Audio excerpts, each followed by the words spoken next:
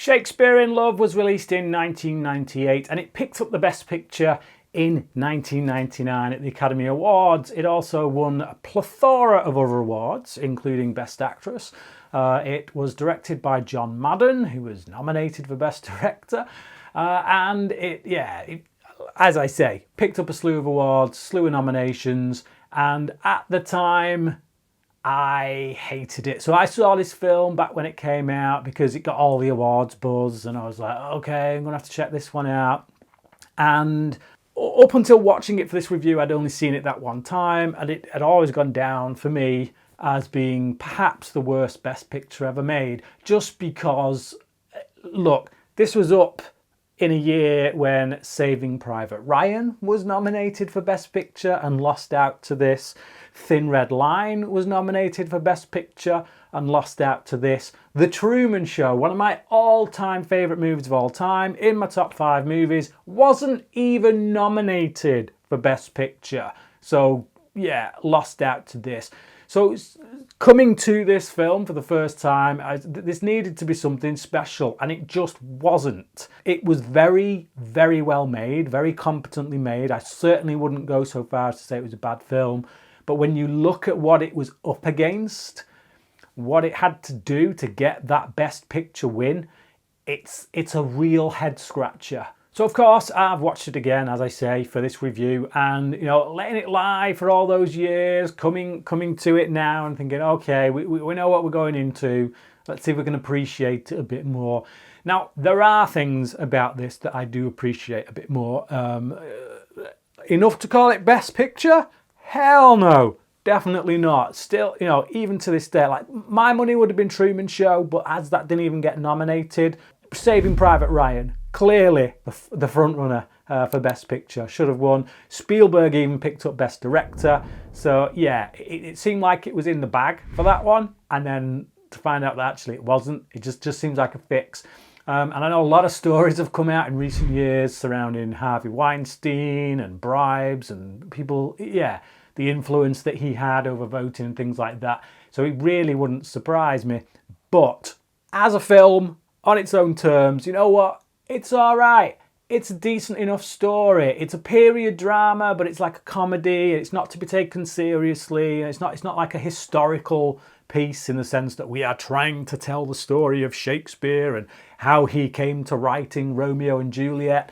I think I probably would have appreciated that more. I don't know, but no. What we get is essentially a bit of a rom-com, but as a period piece, and that's it. Now, it's very, very competently made, as I say. On the technical side of things, the production design is absolutely beautiful. The theatres that they've built, the set of the town around that theatre, it's all top notch. It's really beautiful. That stuff, I'm not surprised that side of things would get nominated, but when it comes to the story itself and certain performances, I'm just like, as I say, left scratching my head. Gwyneth Paltrow plays this woman who kind of falls for Shakespeare, William Shakespeare, as he's writing a new play. But obviously this is back in a time when women weren't allowed to go on the stage. All the female parts were played by men. So she dresses as a man to go for rehearsals for this play. And it becomes like a farcical comedy. And certainly in the second half of the film, they play that farcical nature up big time. So it becomes this thing where you're like, okay, yeah, I get it. It's a laugh, but nothing more. Coming to it, having since done theatre, and don't get me wrong, I'm not a huge theatre guy. It's something I've always wanted to do, but never quite did until last year. I did my first play last year. I was in Calendar Girls. Woohoo! And that gave me an appreciation, I think, for what maybe a lot of people saw in this.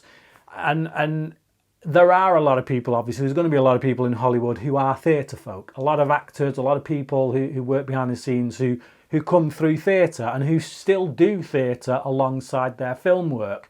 And I think there's a lot in this for theatre folk that you would recognise. Everything that goes into putting on a production.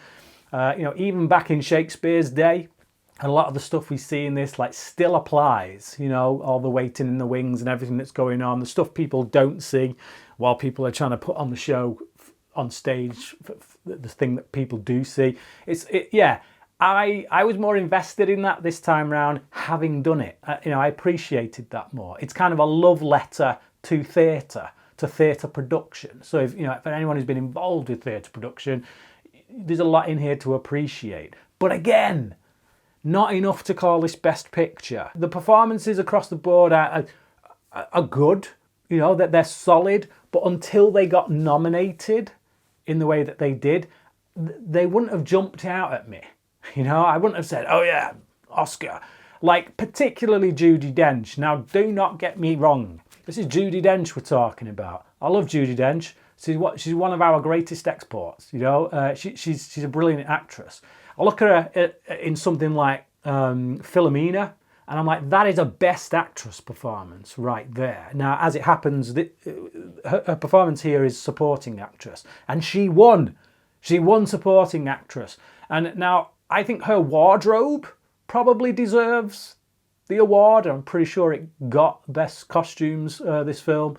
Deservedly so. She looks absolutely terrifying. But she's not doing anything in her performance that personally warrants the amount of attention that it got and the awards that it got. I'm sorry to Judi Dench fans. Again, I am one.